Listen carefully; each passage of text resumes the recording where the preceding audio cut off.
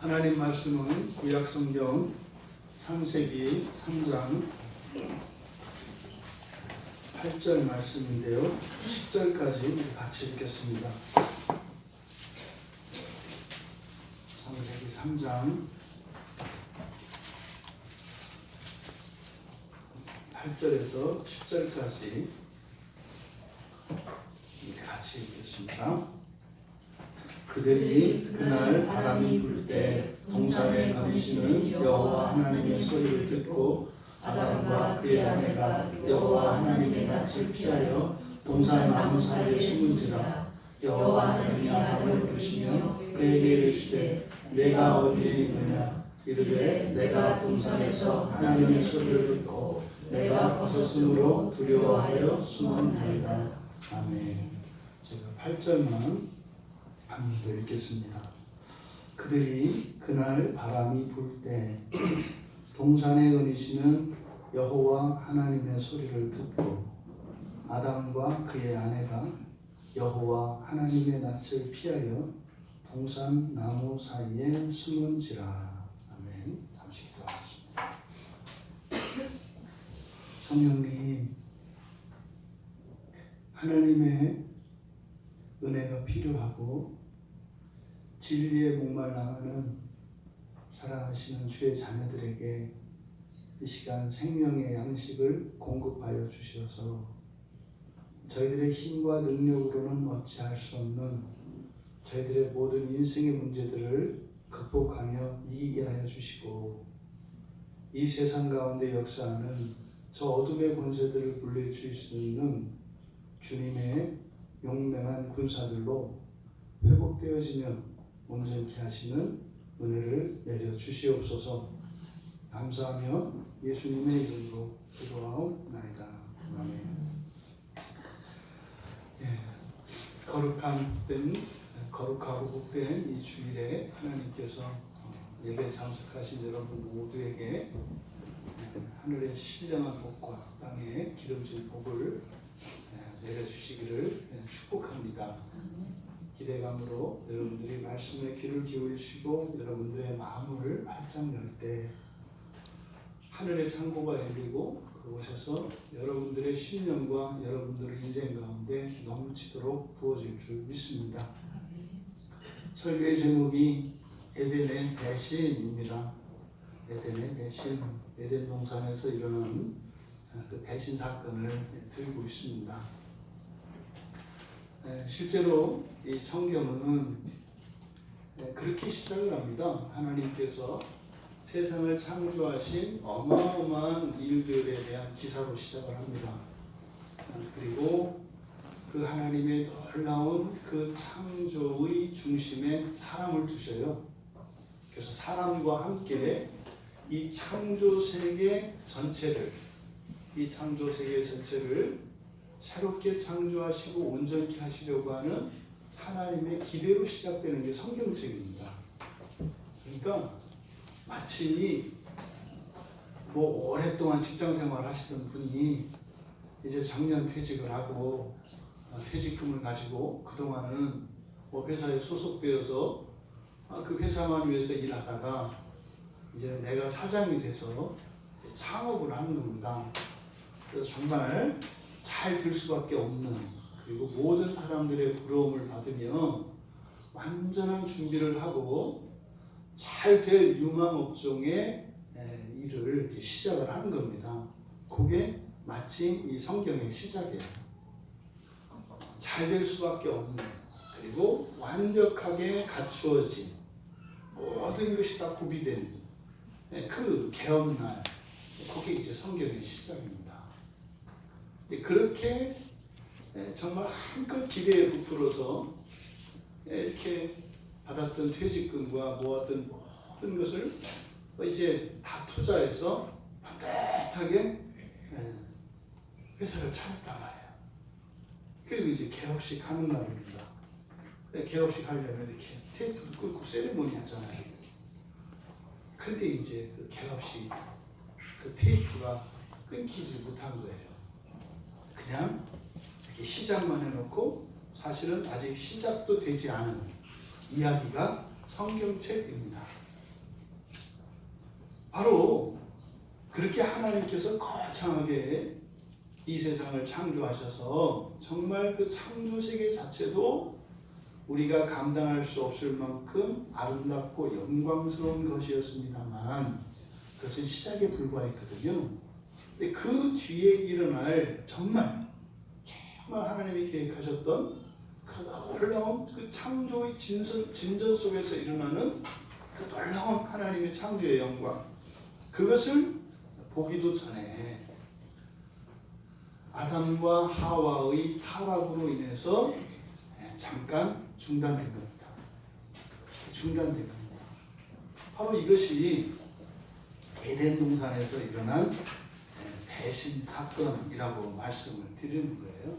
여러분들이 잘 아시는 바와 같이 그 선악을 알게 하는 나무의 열매를 따먹은 그 일이 바로 하나님의 창조 세계 전체를 마치 얼음, 우리 어린이들이 하는 얼음땡이 놀이처럼 얼음, 그리고 뭐 숲속에 잠자는 공주처럼 이렇게 얼려버린 겁니다. 멈춘 겁니다. 완전히 파괴되거나 실패한 것은 아닙니다. 시간 속에서 정지한 겁니다. 그 일이 에덴 동산에서 일어났습니다. 근데 마치 오늘 성경은 그런 일이 일어났는지도 모르고 이제 그 개업식을 하기 위해서 잘 차려입고 인증샷을 찍기 위해서 말이죠. 머리도 만지고 옷도 갈아입고 이제 차를 타고 사업장으로 오고 계신 하나님. 그게 이제 8절입니다. 그들이 그날 바람이 불 때 동산에 거니시는 여호와 하나님. 이 하나님이 바로 이제 개업식 하시려고 오신 거예요. 이렇게 하나님이. 근데 모세는 이 뒤에 일어난 일을 다 알고 있습니다. 그러니까 앞으로 어떤 이야기를 써야 될지를 모세가 알기 때문에 이렇게 묘사할 때는 어떤 의도를 가지고 여기다 쓴다고요. 그러니까 여기서 왜 모세가 그날 바람이 불 때라고 이야기를 했을까요? 그날 바람이 불 때. 여기서 이 날이라고 하는 이 말을 직역을 하면 낮입니다. 낮. 아직까지는 이제 우리의 날이라고 우리가 주로 이해를 하는데 사실은 낮을 의미합니다. 낮. 그러니까 그런데 여기 보면 그날, 이 그날이라고 하는 요 말, 그날, 이 그날은 굉장히 성경에서 이 창세기에서 특별한 의미를 갖는 말입니다. 그날. 이걸 직역하면 그 낮이고요. 그 낮에 바람 쪽으로 이렇게 돼 있어요. 그러니까 그날 바람이 불 때 이렇게 이제 의역을 한 것인데 이걸 문자적으로 그대로 직역하면 그 낮의 바람 쪽으로 이렇게 되는 거예요. 그 낮의 바람 쪽으로 동산에 거니시는 여호와 이렇게 되는 거예요. 그 낮, 이 낮이라고 하는 이 말은 창세기 1장 5절에 맨 처음 등장합니다. 그때 빛과 어둠이 이렇게 한데 섞여 있어요. 그 요즘에 물컹물컹하는 거 막 섞어서 하는 놀이가 많이 슬라임. 그 슬라임을 보니까 이것저것 섞어서 막 이렇게 한데 막 하면은 막 뒤죽박죽 섞이더라고요. 그러니까 빛과 어둠이 과거에는 한데 이렇게 뒤에 섞여 있었습니다. 그 슬라임을 막 엉키면 여러 가지 색깔이 뒤엉키는 것처럼 하나님께서 빛과 어둠을 정확하게 막 뒤죽박죽이 되어버린 그 슬라임을 싹 바꿔서 색깔별로 하나님이 이렇게 분류하시는 일이 일어나요. 그게 이제 창세기 1장 5절에서 빛과 어둠을 딱 나누시는데 그때 그 빛을 낮이라고 하시고 어둠을 밤이라고 하십니다. 그때 1장 5절에서 창세기 1장 5절에서 그 첫 번째 낮이 나타납니다. 그런데 실제로 그 낮이 역사 속에 이렇게 실제 공간 속에 나타나는 것은 창세기 1장 16절입니다. 그래서 광명체를 두셔서 큰 광명체와 작은 광명체를 두셔서 낮과 밤을 주관하게 하시는데 1장 16절에 최초로 그 낮이라는 말이 나와요. 그 정관사 그가 붙는 이 말, 그 낮은 성경에서 특별한 의미를 갖는다 이렇게 말씀을 드렸어요. 그러니까 실제로 1장 16절에 나타나는 그 낮이 우리가 지금 보고 있는 그 낮의 시작입니다. 그리고 그러니까 이 그 낮이라고 하는 것은 단지 빛과 어둠을 나뉜 상태에서 빛이 낮에만 있냐면 그렇지 않아요. 왜요? 밤에도 빛이 있다고요. 그러니까 그 낮이 의미하는 바는 큰 광명체의 빛으로 아주 밝은 동안을 낮이라고 해요. 밤에도 작은 광명이 빛을 비추고 있다고요.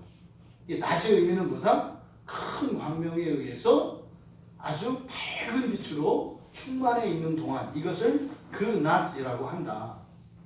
그리고 바로 여기서 두 번째 그 낮이 언급되는 거예요. 여기서 그러니까 여호와께서 동산을 거니시는 그 낮, 그 낮이 어떤 낮이에요? 백주대낮이고요.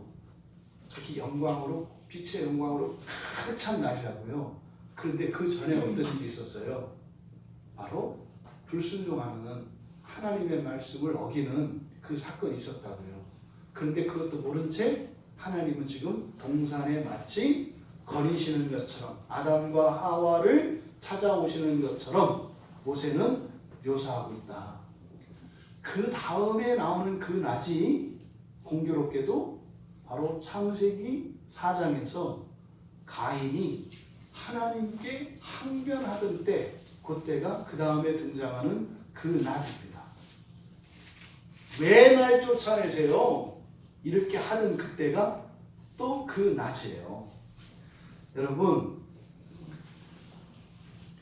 요 그 낮이 이제 홍수로 심판하시기 직전에 이 세상이 사람의 마음속과 이 세상의 악으로 꽉 찬 날이 오는데, 창세기 6장 5절에 보면 거기에 또 그 날이 나와요.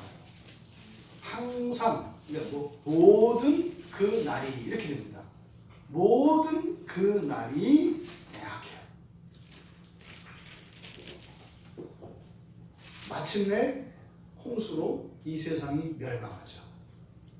이 세상을 완전히 쓸어버리시죠. 그 일이 일어나기 전 일어났던 사건을 오늘 본문은 다루고 있습니다. 여호와 하나님께서 지금 아담과 하와를 만나러 오시는 그날은 어떤 날이었던 거예요? 백주 대낮이었고 날씨가 너무나 좋은 날이에요. 여러분 생각해 보세요. 여호와 하나님께서 아담과 하와와 함께 데이트하시기 위해서 잡으신 날이에요. 그 날이 어떻겠어요? 그 날을 하나님이 어떻게 만드셨겠어요? 지금 하나님 마음속에 있는 그 기대감, 설레임은 무엇이겠냐고요. 사실은 우리가 예배하는 모든 주일은 그 낮입니다. 오늘 이 시간 모든 주일은 그 낮입니다. 하나님이 여러분들에 대해서 가지고 계신 그 기대감과 설레임과, 그리고 하나님이 하시려고 준비하신 말씀들, 계획들, 이것을 우리가 바로 설교를 통해서, 예배를 통해서 우리가 듣는 거죠. 그 낮입니다. 다음에 바람은 그 낮의 바람 그랬는데, 이 바람은 창세기 1장 2절에 하나님께서 세상을 창조하실 때 바로 성령이 수면을 운행하시더라. 그렇죠? 수면 위를 운행하시던 성령이 계세요. 그 성령이 여기에 번역된 바람과 같은 단어입니다. 루아흐라고 하는 같은 바람이에요. 그를 앞에는 성령이라고 하고 여기는 바람이라고 이제 번역을 하죠.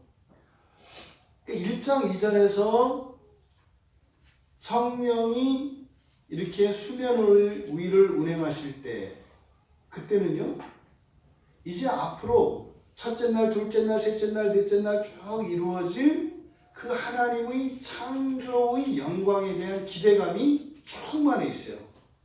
어떤 일을 딱 하기 위해서 하나님께서 창조를 하시기 위해서 그 수면을 운행하시는 성령의 모습이라고요. 그런데 지금 여기서 바로 그때의 이미지를 여기에 갖다 쓰는 거예요. 그러니까 마치 세상을 창조하시던 그 직전에 그 소망, 그 기대감, 그 부푼 가슴, 그것과 참 배조되어지는 사건으로 모세는 이걸 얘기하는 거예요. 여기는요, 혼돈과 흑암이 아니라 완전히 창조가 된 상태의 완전히 환한 대낮입니다. 그럼 그때에 비해서는 너무나 좋은 상황이라고요. 근데 오히려 그때에는 하나님이 창조하실 일들에 대한 소망이 있습니다만 지금 모세의 가슴 속에는 말이죠. 지금 이 환한 대낮에 바로 여호와께서 동산을 거니시는데 그 뒤에 일어날 이 일들은 정말 앞으로 여호와 하나님께서 겪게 될 그 배신으로 인한 상실감과 그 찢김의 고통을 더욱 극적으로 고조시키는 역할을 합니다. 지금 그렇게 환한 창한 그날에 주님은 설레이는 마음으로 에덴 동산을 따라 아담과 하와를 향해 가고 있습니다. 근데 모세는 느껴지는 거예요. 그 뒤에 주님이 겪으시게 될 그 배신감으로 어쩌면 여기서 말하는 바람은 말이죠. 하나님이 몸을 가지고 계시다면 그 뼛속까지 시리게 할 수 있는 찬바람일 겁니다. 그것이 모세에게는 지금 느껴지고 있는 겁니다. 근데 아무것도 모르는 여호와 하나님, 그 여호와 하나님께서 동산에 거니고 계세요. 동산에 거니시는 여호와. 이거는 그때까지 하나님, 여호와 하나님과 사람 사이의 관계가 어떠했는가 하는 것을 보여줍니다. 그러니까 지금 이 사건 이후에 일어날 상황과 바로 그 이전, 지금까지, 지금 동산을 거니고 계시는 여호와를 통해서 우리가 알 수 있는 것은 이때까지는 항상 하나님께서 오시면 아담과 하와는 여호와 하나님과 함께 동산을 거닐었던 거예요. 그리고요, 아무런 방해나 막힘도 없이 완전한 친밀한 사귐을 가질 수 있었던 것. 성경의 인물 가운데 하늘로 들려 올라간 인물 중에 하나인 에녹. 에녹이 하늘로 들려 죽음을 보지 않고 이렇게 승천을 한 이유에 대해서 뭐라고 얘기해요? 하나님과 동행한 사람이라고 해요.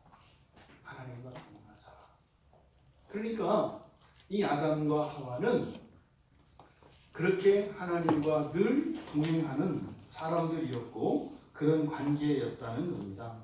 그래서 여호와께서는 여느 때와 다름없이 동산을 거니신 거예요. 원래 이렇게 되면 아담과 하와는 어떻게 해요? 그 소리를 듣고 달려오는 겁니다. 주님을 향해서. 그래서 아담과 하와가 좌총령 500고 해서 동산을 거니는 거예요. 누가 왼편인지 누가 오른편인지 모르겠어요. 마치 골고다에서 예수님이 십자가 좌우에 있던 두 강도 같지 않습니까? 아담과 하와는 절대로 강도가 아니죠. 그런데 타락한 이후에 우리들의 정체성은 그렇게 예수님과 함께 십자가에 올랐던 두 강도와 같은 정체성을 가지게 됐습니다. 예수님의 십자가 좌우에는 두 강도가 있었습니다. 그런데 오늘 여호와 곁에는 아무도 없어요. 아담도 나오지 않고 하와도 나오지 않는 겁니다. 여기서 사용하는 하나님에 대한 성호가 여호와 하나님입니다. 여호와 하나님. 이 여호와 하나님이라고 하는 이 성호는 여러분 보십시오. 여호와는 보통 우리가 언약 관계의 언약의 하나님, 언약의 주체로서 언약의 당사자로서 여호와가 우리에게 계시되어집니다. 하나님의 이름인데요. 그런데 이 여호와 하나님이라고 하는 것은 언약의 하나님 뭐 이런 뜻이죠. 근데 지금 배신이 일어나는 이 장면에 사용하는 성호가 여호와 하나님이에요. 근데 이 여호와 하나님은 굉장히 특별한 성호입니다. 1절과 3장에 1절, 3절, 5절 그리고 10절과 12절에 보면 뱀과 여자와 아담이 여호와 하나님을 부를 때 그냥 하나님이라고 부릅니다. 하나님. 그런데 모세는 여호와 하나님이라는 성호를 사용해서 일부러 대조시킵니다. 그러니까 이 여호와 하나님이라고 하는 성호는 잘 사용되지 않는 성호입니다. 특별히 여기 창세기 3장에서 원래 2장과 3장에서 그리고 창세기 24장에서만 사용되는 독특한 성호입니다. 이 여호와 하나님이라고 하는 것은 여호와 하나님과 사람 사이에 이 특별한 관계를 강조하기 위해서 더욱 특별히 이 관계를 강조하기 위해서 사용하는 성호가 여호와 하나님이에요. 그래서 이 마음이 이 모세가 그 하나님과 하나님 백성들의 이 관계가 굉장히 강조되어 나타나는 성경책이 신명기예요. 신명기는 모세가 이제 자신의 모든 공적 사역을 다 마치고 이제 가나안 땅에 들어가지 못하게 된 모세가 이제 가나안 땅에 들어가기 전 이스라엘 백성들에게 마지막으로 하는 고별 설교가 신명기입니다. 그러니까 마치 유언과 같은 거거든요. 그때 신명기에서 모세가 사용하는 성호가 바로 여호와 하나님이에요. 여호와 하나님. 그러니까요, 마지막 모세가 이스라엘 백성들에게 정말 목놓아 외쳤던 그리고 가르쳐주고 싶었던 것이 바로 뭐예요? 너희들은 여호와 하나님과 떨어져서는 살 수 없다. 너희들은 언제나 여호와 하나님과 절대적인 관계를 맺고 살아가야 한다. 이것을 여호와 하나님이라고 하는 성어를 통해서 강조합니다. 우리말 성경에는 내 하나님 여호와라고 번역되어 있어요. 내 하나님. 왜냐하면 거기에 2인칭 주어로 썼기 때문에 너의 하나님. 그래서 여호와 너의 하나님 이렇게 되어 있거든요. 근데 사용한 용어는 똑같습니다. 여호와 하나님, 야훼, 엘로힘 이렇게 되거든요. 근데 지금 모세가 여기서 이렇게 오히려 배신이 일어나는 이 장면에 뱀이나 하와나 아담은 하나님, 하나님, 하나님이라고 계속 호칭을 붙이는데 모세는 여기에 여호와 하나님이라고 하는 성어를 사용하는 것은 이제 하나님과 이 백성들 사이의 관계가 끊어져서 더 이상 여호와 하나님이 될 수 없기 때문에 마지막으로 부르는 이름이에요. 언제가 될는지 모르겠지만 이제는 하나님을 하나님이라고 불러야 하고 여호와라고 불러야 돼요. 여호와 하나님이라고는 더 이상 부를 수가 없어요. 마치 여러분들이 사랑하는 사람의 임종, 죽음을 앞두고 마지막으로 그 이름을 불러볼 때 아버지, 어머니, 여보 마지막으로 그 이름을 불러볼 때 다시 부를 수 없는 그 이름을 부를 때 그 마음이 지금 모세는 여호와 하나님이라고 하는 이 성호 속에 담겨 있다고요. 그러니까 여기서 여호와 하나님 할 때는 모세의 마음은요 억장이 무너지는 겁니다. 이제는 다시 부를 수 없는 이름이에요. 다시 볼 수도 없는, 어쩌면 이 세상에서 마지막인 것 같은. 여러분들이 장례를 치러본 분들은 아세요. 마지막 입관을 할 때 이제 시신을 관에 이제 넣습니다. 그리고 뚜껑을 닫고 못을 박으면 이제 끝입니다. 다시는 그건 열 수도 없고 이제는 시간을 돌이킬 수도 없습니다. 이런 임종을 대하는 마음이 바로 모세의 여호와 하나님이라고 하는 이 성호인 것입니다. 이제 더 이상 여호와 하나님과 동행할 수 없게 되었다는 거예요. 다시는 이 에덴 동산에서 아담과 하와는 함께 거닐 수 없습니다. 이게 마지막입니다. 이렇게 이제 그 이후에 인간에게 임한 인간의 비참, 또 그로 인해서 어쩌면 여호와께서 느끼실 그 슬픔, 이것을 동시에 나타내는 거죠. 모세는 인간의 불순종으로 언약이 깨져서 관계가 끊겨버린 그 이후에 그 그리움과 그 아쉬움과 그 안타까움을 여호와 하나님이라는 성호를 부름으로써 자신 안에 있는 그 감정을 고조시키고 있습니다. 여호와 하나님의 소리를 듣고 아담과 그의 아내가 여호와 하나님의 낯을 피했습니다. 여호와께서는 아담을 이렇게 부르면 듣지 않을 수 없을 만큼 가까운 거리에까지 오셔서 아담을 부르셨습니다. 여느 때 같았으면 해맑은 웃음 가득한 얼굴로 여호와 하나님을 향해서 달려왔지 않겠어요? 이 주님의 음성은요, 창조하실 때 빛이 있으라, 온 세상에 울려 퍼지던 장엄하고 따뜻한 그런 음성, 반가운 음성이셨습니다. 그런데 모세는 여호와 하나님께서 아담에게 말씀하신 게 더 있지 않겠어요? 근데 여기서 마치 직접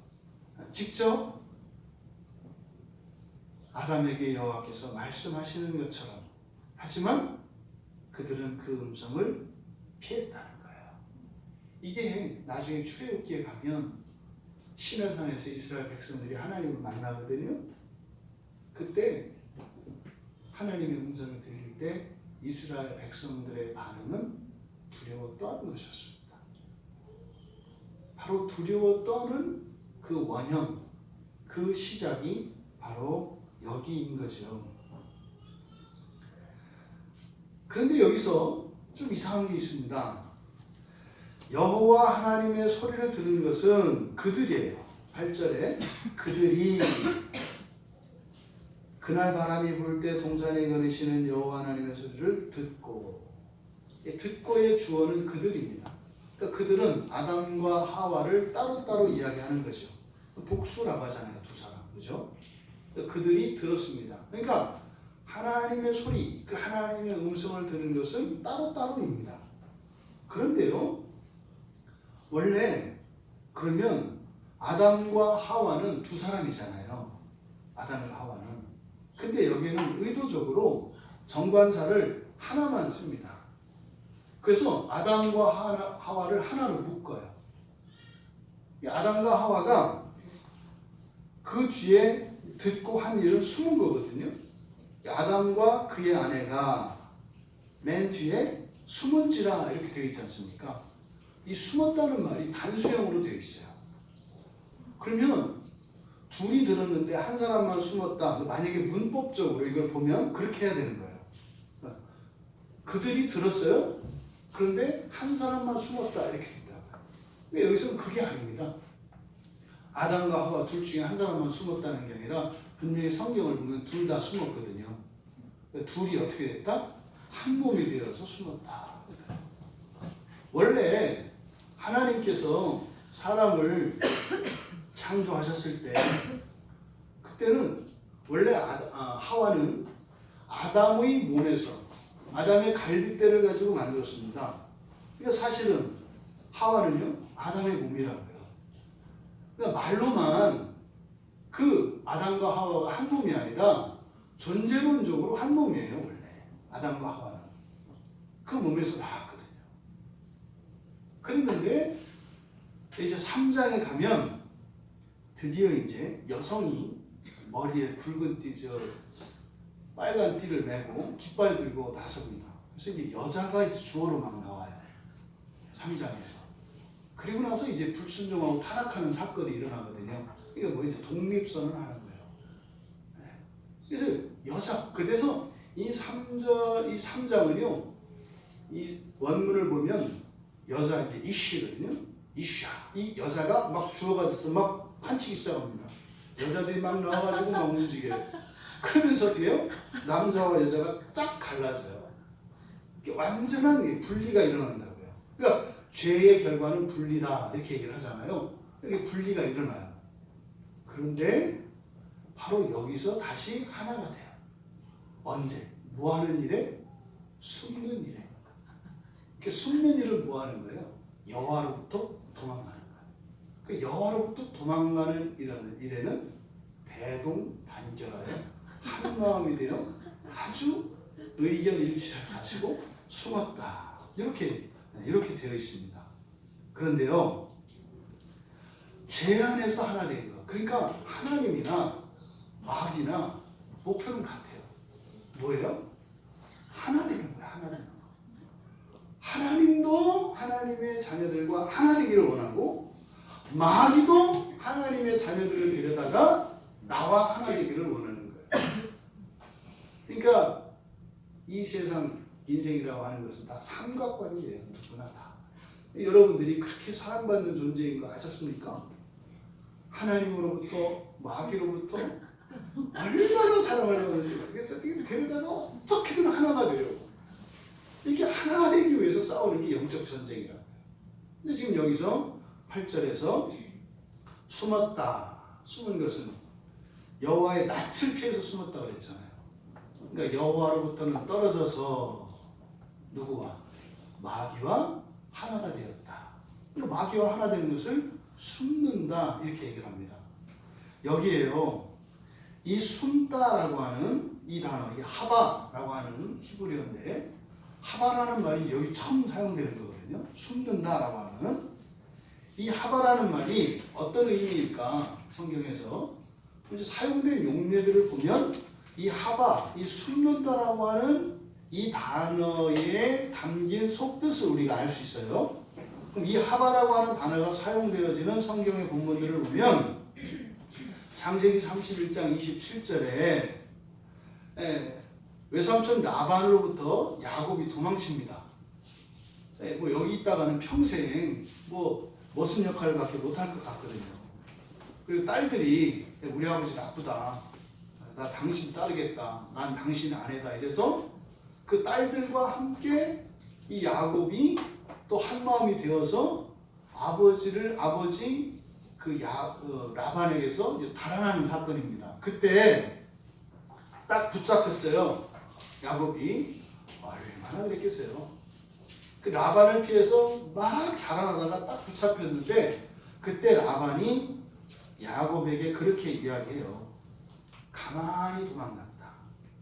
가만히 도망갔다. 이렇게 이 가만히라고 번역되어진 단어가 이 하바거든요.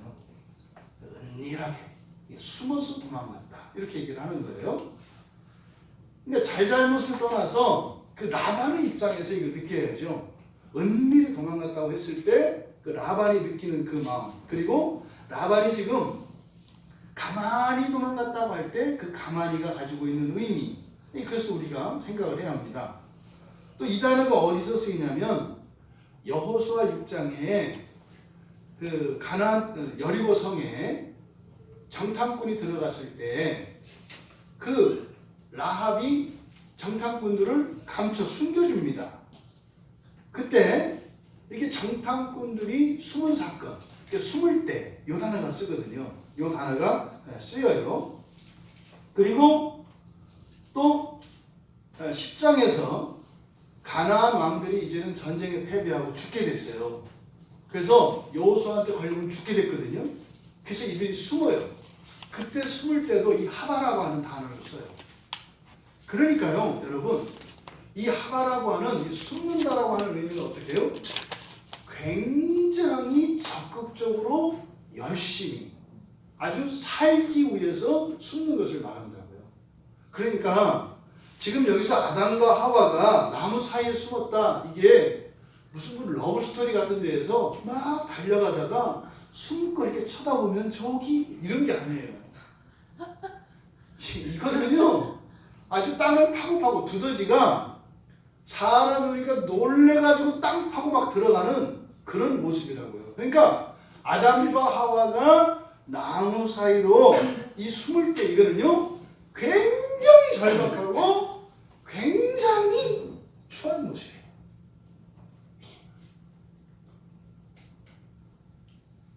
이런 거죠. 불륜을 저질렀을 때 불륜의 현장에서 잡혔어. 그때 자기 배우자에게 배우자가 문을 활짝 열고 들어왔어요. 그때 어떻게 해요? 모르죠. 본 적이 없으니까. 근데 상상은 되죠. 네? 이불이며 뭐 다 뒤집어 쓰고 침대 아래 땅바닥에라도 파고 들어가고 싶지 않았겠어요? 그게 여기서 말하는 숨는다는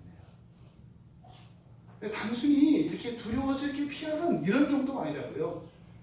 아주 필사의 몸부림이에요. 이게 지금 아담과 하와에게서 일어난 겁니다. 그 전에 하나님과 여호와 하나님과 이들의 관계는 어땠다고요? 목소리만 들리면 쫓아나와서 함께 산책하고 데이트하던 관계였다니까요.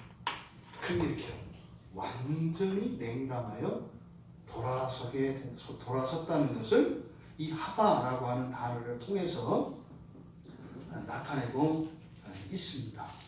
그런데요, 우리가 하나님으로부터 숨을 수 있을까요?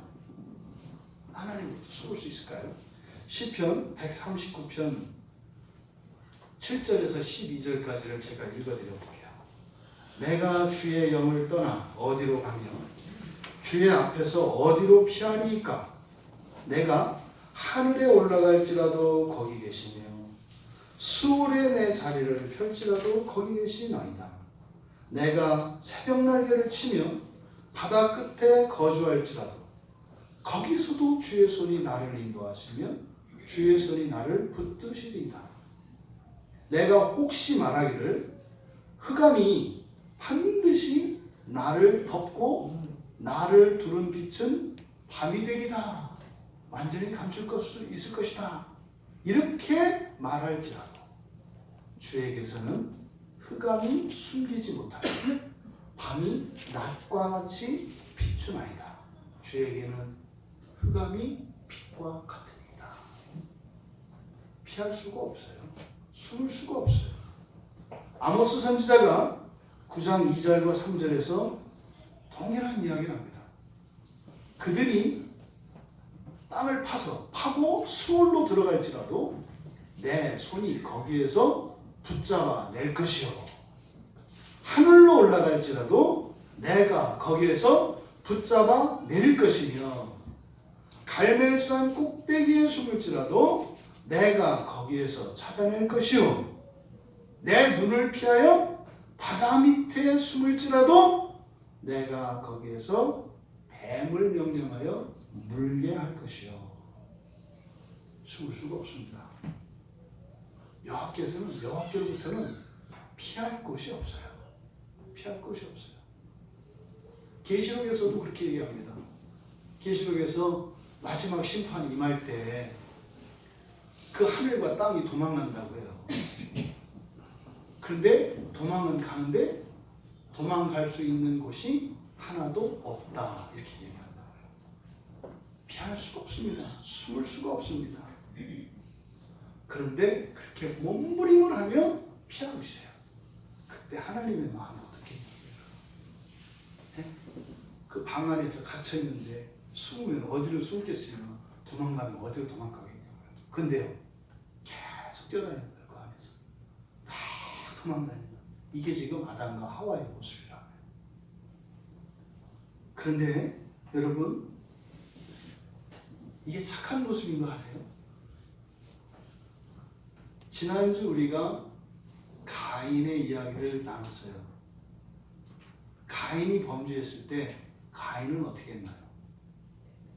대들었어요. 대들었어요. 이렇게 적극적으로 숨는 행위 자체가 굉장히 악한 것이거든요. 근데 뒤에 4장 가면 우리가 지난주 살펴보았던 것처럼 오히려 대든다고요. 그리고 뭐라는 거예요? 하나님 돼가지고 이럴 때 오면 안 되지. 이럴 때 오면 안 되지. 여기서 우리가 악이 점점 자라난다는 것을 보게 돼요. 땅 속으로 숨으려고 하던 사람이 바로 한 장 뒤 넘어가니까 어떻게 해요? 하나님을 물려고 덤벼들더라. 근데 가인 때는 한참 오래전이니까 우리는 어떻게 했어요? 조심하셔야 돼요.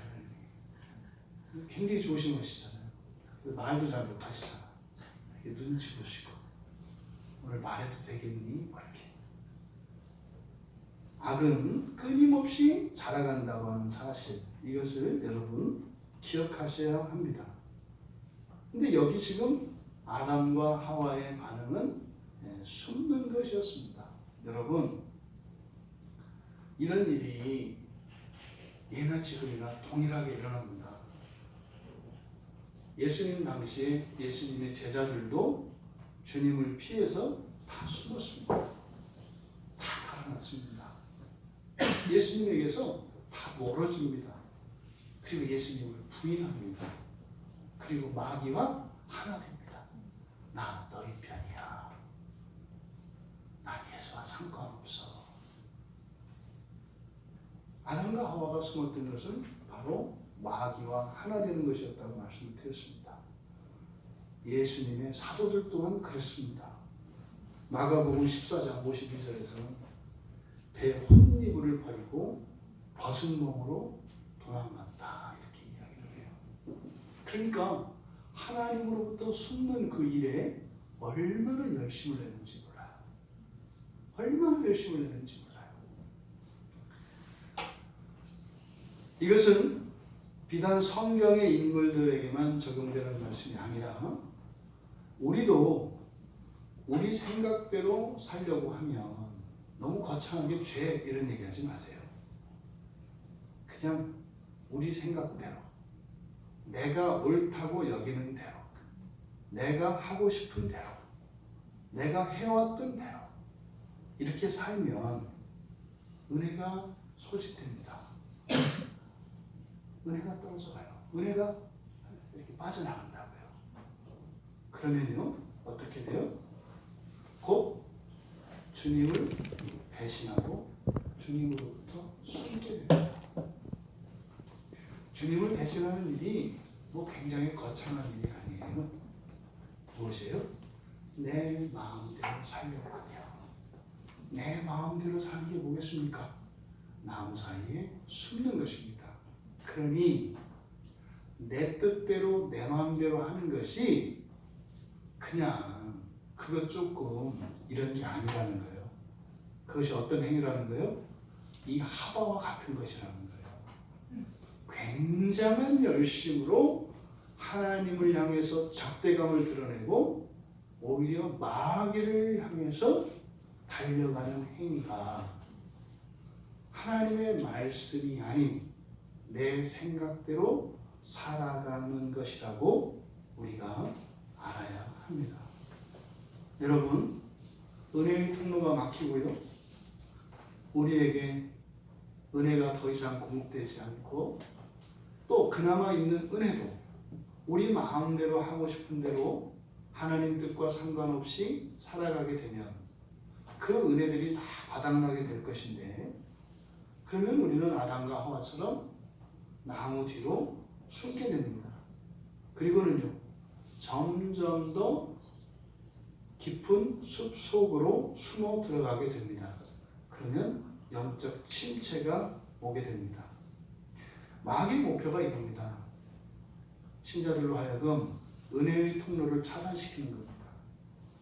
그리고 그들이 가지고 있는 은혜를 다 써버리게 만들어 버리는 겁니다. 그래서 내 생각대로 해도 돼. 내 생각대로 해도 돼. 그게 뭐 죄냐? 네 뜻대로 해. 이런 거죠. 그 목적은 뭐라고요? 여러분을 존중해서가 아니라 여러분을 건드릴 수 없게 하는 그 은혜를 소진시키기 위해서 여러분들에게 그런 생각을 넣습니다. 내 마음대로 해도 되는 거야. 그래도 되는 거야. 절대 세상은 여러분의 자유를 존중하지 않습니다.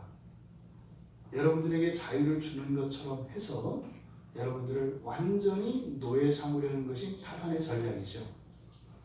그렇게 은혜가 완전히 소진되게 되면 깊은 숲속에 혼자 동떨어져 있는 나 자신을 어느 날 발견하게 됩니다.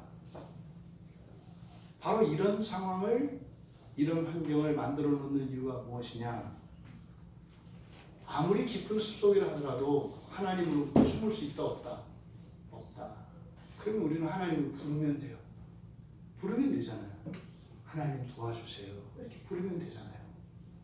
그런데 문제는 우리의 영적 침체가 찾아오면 하나님을 부르지 않아요. 마귀는 이걸 노리는 거예요.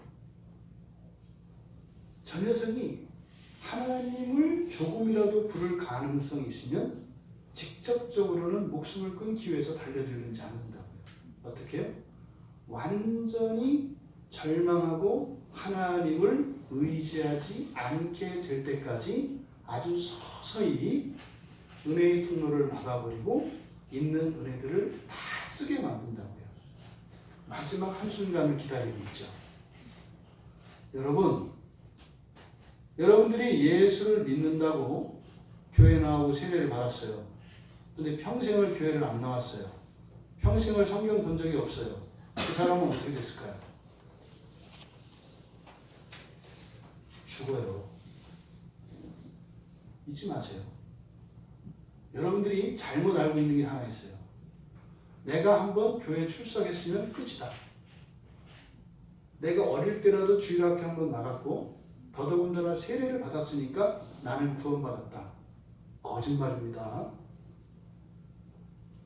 거짓말이에요. 잊지 마세요. 죽어요. 죽어요. 천사들도 죽는데요. 천사도 죽어요. 천사도. 사탄이 천사잖아요. 사탄도 죽어요. 예수님의 사도도 죽는데요. 이스라엘의 첫 번째 왕이었던 사울도 죽는데요. 기름 부음을 받았어요. 근데요, 죽는데요. 여러분, 거짓말이에요. 예수 한 번 믿으면 구원받는데 하나님 편에서 맞아요. 여러분 편에서는 그걸 구원이라고 이야기하면 안 돼요. 그 뒤에 어떤 일이 있는지를 모르기 때문에 그런 얘기를 하는 거예요. 그 뒤에 아우슈비츠에서 가스실로 들어가기 전에 그들에게 목욕을 시켜준다고 이야기를 합니다.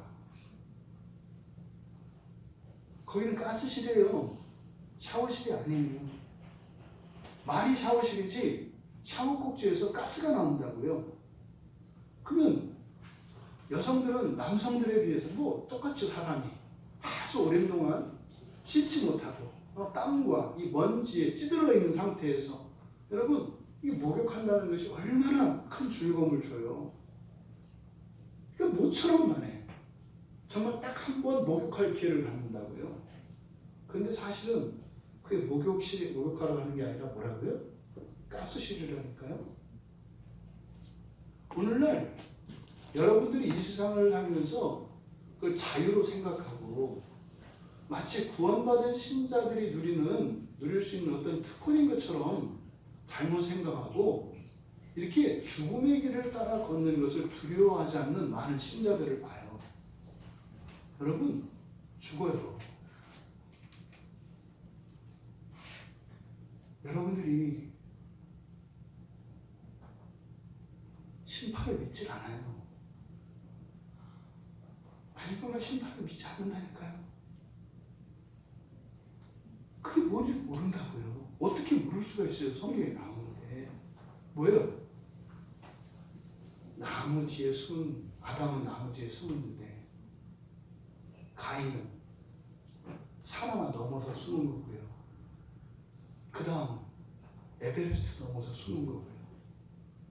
우리는요, 그것도 못 알아서 이제는 저기 아직 가본 적이 없다고 하는 버뮤다 해협의 가장 밑바닥 그 산 골짜기 맨 밑에까지 숨어 있는 거예요. 여러분, 살려면요 나가야 돼요. 주님 앞으로 나가야 돼요.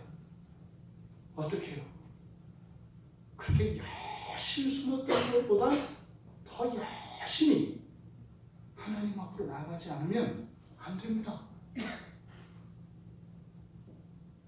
여러분 중에 아담이 아버지인 사람 있어요? 하와나 아담과 하와를 아버지 엄마로 둔 사람이 있냐고요? 수천 년의 죄가 유전되어져서 깊어진 김아무개, 박아무개, 이아무개의 아들과 딸들로 태어났잖아요. 하나님 앞으로 나가야 합니다. 우리가 하나님께 도움을 구하면 언제든지 할 수 있어요. 근데 이렇게 깊은 곳에 멀리 왔다는 것은 뭐라고요? 하나님의 은혜를 구하지 않는 거라고요. 지난 한 주일 여러분들의 삶을 돌이켜보세요. 여러분이 하나님을 의지하고 하나님께 도움을 청하는 일들이 얼마나 있었는가. 또 여러분들이 이런 어려움과 고난에 얼마나 이렇게 익숙해졌고 둔감해져 있는가 보세요. 이 정도 일은 그냥 참는 거지. 아유, 이런 거는 다른 사람들에 비하면 양호하지. 아유, 그래도 나는 행복한 거잖아. 긍정적으로 생각을 해야지. 성경은 그렇게 얘기하지 않아요. 하나님은 여러분 옷 속에 들어가 있는 머리카락 하나에 이 거치는 것까지도 하나님은 마음을 쓰신다는 거예요. 죄와 불편에 대해서 여러분 익숙해지려고 하지 마십시오. 작은 죄, 작은 불편에 대해서도 큰 것으로 여기시고 하나님께 도움을 구하십시오. 그래서 여러분 인생에 거치는 것이 작은 흠 하나 있지 않도록, 그래서 언제나 하나님과 막힘이 없는 그 사귐을 누리는 완벽한 구원의 삶을 살기까지 여러분 구하십시오. 마귀가 누리는 것은 여러분들 말고 하나님께 소리치지 못하게 하는 거예요. 우리 스스로 하나님으로부터 멀리 있다 이렇게 떨어지면 어떻게 해요? 불러도 못 듣는다고 생각하시고 그럼 어떻게 해요? 내가 알아서 해야 된다는 생각을 가지게 돼요. 마귀가 누리는 게 그거라고요. 그러면 그때 삼키는 겁니다. 결국 나무 뒤에 숨고 산을 넘어가고 바닷속에 숨는 것은 뭐예요? 신자 스스로 하나님과 친하지 않다고 생각하게 만드는 거예요. 신자 스스로 하나님과 친하지 않다는 건 뭘까요? 나 믿음이 없어요. 나 믿음이 별로 없어요. 믿음이요. 여러분들이 믿음을 가지면 얼마나 가지게? 믿음이 없어요? 그 믿음은 여러분 믿음이 원래부터 없을 거고 평생 없을 거예요. 우리를 구원하는 믿음은 누구의 믿음이라고요? 하나님의 믿음, 주님의 믿음. 아무리 하늘 높은 곳까지 가도 손을 다하시고 바닷속 깊은 곳까지 가도 나를 만져주시고 건져내시는 그 하나님의 믿음이라는 거예요. 여러분, 어떤 일이 있어도 은혜의 통로를 확보해 놓아야 합니다. 어떤 일이 있어도 제발 여러분 부탁합니다. 어떤 일이 있어도 하나님의 은혜가 고갈되지 않도록 은혜의 통로는 확보하세요.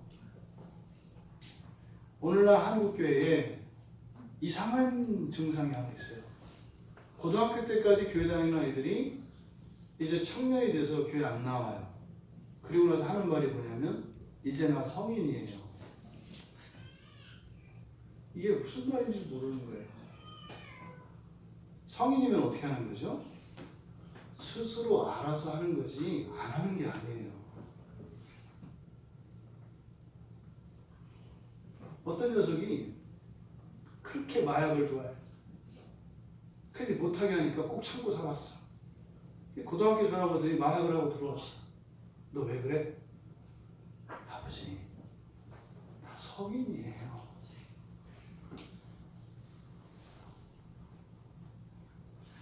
성인은 그럴 때 얘기하는 게 아니죠. 아버지가 왜 그걸 하지 말라고 했는지 이제 알겠어요. 이때까지 나를 못하게 잡아주셔서 감사해요. 이게 성인인 거예요. 왜 그렇게 엄마가 계속 잔소리를 하고 왜 내가 하고 싶은 걸 못하게 했는지 엄마 이제 알겠어요. 이게 성인이에요. 나 이제 성인 됐으니까 내 마음대로 할래요. 이건 어리석은 거예요. 길을 막고 있는 산을 무너뜨리라고 다이너마이트를 줬더니 이제 성인이에요. 그리고 그걸 안고 화약에다 불을 붙여요. 여러분들이 그리스도를 믿고 구원을 받았다면 여러분들에게 자유가 주어졌어요. 그 자유로 은혜의 통로를 여러분들이 확보하시기 바랍니다. 목사님, 저도 신앙생활 좀 했어요. 잔소리하지 마세요. 그게 어른된 모습이 아니에요. 목사님, 그동안 잔소리 하시느라고 정말 해주셨네요. 너무너무 죄송해요. 제가 이제부터는 알아서 척척척 스스로 잘하는 착한 신자가 될게요. 이게 어른이에요. 목사님, 이제 주일에 걱정 안 하셔도 돼요. 스스로 알아서 척척척. 이게 어른이에요. 난 컸으니까 내 마음대로 할 수 있어. 그 아직 어리다는 얘기예요. 여러분, 어떤 일이 있어도 여러분의 은혜의 통로가 확보되어야 되는데 그거는 여러분 자신 스스로 하셔야 돼요. 여러분 스스로 하셔야 돼요. 여러분 여기 앉아서 여러분이 설교를 들어보세요. 들려요? 여러분들이 듣고자 하지 않으면 절대로 안 들려요. 아시나요? 오늘 이 설교를 통해서 여러분 일주일의 삶에 죽음의 길과 삶의 길로 갈렸다는 것을 여러분들이 이 설교를 통해서 정말 하나님의 음성을 들었다면 여러분들이 이 한 주를 생명의 길로 갈 겁니다. 근데 못 들었다면 죄송하지만 여러분들 지금까지 걸었던 파멸의 길을 따라 걷게 될 겁니다. 안 바뀌어요. 그렇게 되는 게 아니에요. 강철 같다니까요. 휘어지지 않아요. 오직 하나님의 은혜만 우리 방향을 바꿉니다. 성경을 읽든지 설교를 듣든지 아니면 찬양을 들으면서 따라 부르든지 기도하든지 이 중에 하나는 반드시 하셔야 돼요. 이걸 여러분들이 매일 하고 있다면 조금 철이 들었구나. 어른이 되었구나. 우리로 말하면 이제 20살은 되었구나. 이렇게 생각하시면 돼요. 근데 주일마다 하려고 했는데 안 되네요. 20살 이하. 여러분 스스로 해야 될 일은 하는 거. 이게 어른이에요. 자기가 해야 될 일도 하지 못하는 이런 사람이 무슨 일을 하고 살겠어요, 이 세상에. 왜 이런 일이 일어났다고요? 에덴 동산에서 일어나는 배신 때문에. 우리의 조상은 이런 반고래예요. 우리에게는 이 반고래 피가 다 흐르고 있어요. 반고래 피 잊지 마세요. 누가 특별히 이런 게 아니에요. 우리 몸 안에 그 피가 흐르고 있어요. 그래서 어떻게 해요? 하나님 말씀으로 또 벗어나려고 한다. 근데 이게 왜 그렇다? 마귀 짓이라고, 마귀 짓. 여러분들을 잡으려고. 이것을 이겨낼 수 있는 방법은 은혜의 통로를 유지하는 겁니다. 작년 1년 동안 성경 말씀을 보내드리고 똑딱이를 하라 그랬어요. 여러분들이 하지 말아야 될 이유 없어요. 네? 교회에서 사서 그걸 여러분들에게 주고, 그리고 여러분들이 찾지 않아도 될 수 있도록 여러분 전화기로 보내줘요. 매일같이. 왜 안 해요? 도대체 여러분들의 정신연령이 몇 살입니까? 네?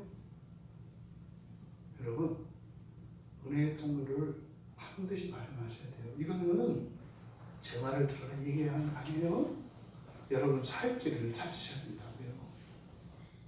절대로 안 하면 안 되는, 절대로 안 하면 안 되는, 여러분도 그렇게 살아오셨잖아요. 여러분이 자리에서 책임을 다하고 성실하게 사람들로부터 인정을 받으며 그렇게 살아왔잖아요.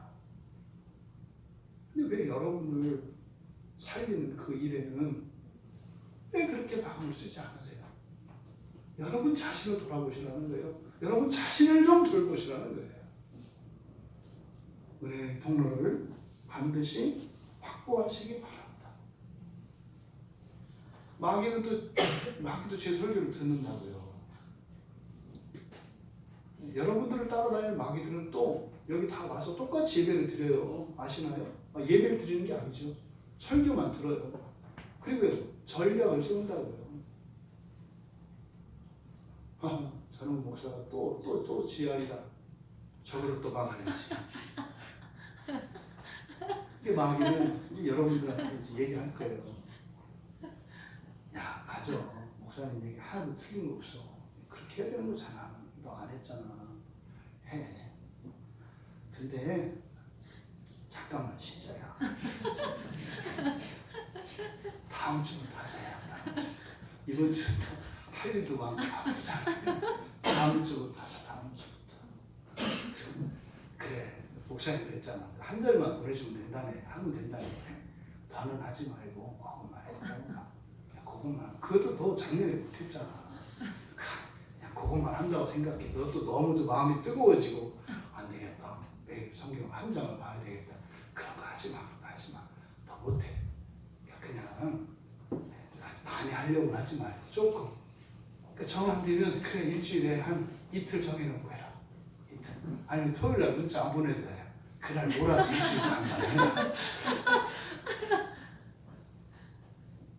어떻게 마귀가 여러분들은 유혹할지 몰라요. 벗어나자. 그대로는 말고 조금은 벗어나자. 그래서 여러분의 생각을 보다 가미시키려고 이렇게 미원을 타려고 한다고요. 목사님 말을 들어. 그때 그대로 이렇게 첨가한다고 이렇게. 꼭은 아니고 꼭 하는 것을 원칙으로 하고 때로는 안 할 수도 있는 거로 해. 뭐 이런 식으로 한다든지. 여러분 매일 하셔야 됩니다. 매일. 그러면은요. 여러분 조금만 힘내시면 많이 하라는 게 아니에요. 매일이 중요해요. 매일. 더 중요한 것은 시간을 정해놓으면 엄청나게 차이가 나요. 매일과 시간을 정해서. 그럼 시간을 구별하면 이거 엄청난 일이라는 거예요. 그러면 말입니다. 이런 마귀의 유혹은 오히려 우리들에게 기회가 됩니다. 유혹할 때마다 그것이 전화위복의 기회로 삼는 복된 여러분들 다 되시기 바랍니다. 에덴의 배신은 이제 그것으로 과거의 일로 이제는 더 이상 우리의 삶 속에서는 일어나지 않게 합시다. 또 다른 배신을 일으키기 위하여 우리를 유혹하기 위해 마귀가 이런 귀신들을 보냈을 때 오히려 그것을 기회로 삼읍시다. 그래서 오히려 하기 싫을 때, 할 수 없을 때 더 함으로써 우리의 신앙과 우리의 사랑을 더 뜨겁게, 그래서 하나님이 더 큰 은혜로 오히려 넘어뜨리려고 하였지만 그로 인해서 오히려 더 강해지는, 넘어지지 않을 수 없는 넘어져도 하나님이 인정해 주실 만한 상황이었지만 오히려 그 상황에도 이김으로 그렇게 하나님께 영광을 돌리고 하나님과 더 깊은 사귐을 누리실 수 있는 우리 모두가 되시기를 주님의 이름으로 축원합니다. 우리 말씀을 생각하며 잠시 기도합니다. 예, 배신은 우리 아담 할아버지 한 번으로 됐습니다. 우리 다시 안 해도 돼요. 하나님 충분히 아프십니다. 그 하나만으로도 하나님은 영원히 아프셨어요. 네? 됐어요. 우리가 거기 더 얹지 않아도 돼요. 우리는 이 시험에서 이겨야 합니다. 하나님 모든 시험에서 이길 수 있도록 내 안에 은혜가 고갈되지 않게 하옵소서. 나에게 나의 평생에 하나님의 은혜가 막히지 않고 쉼없이 공급되게 하옵소서. 우리 같이 기도합니다.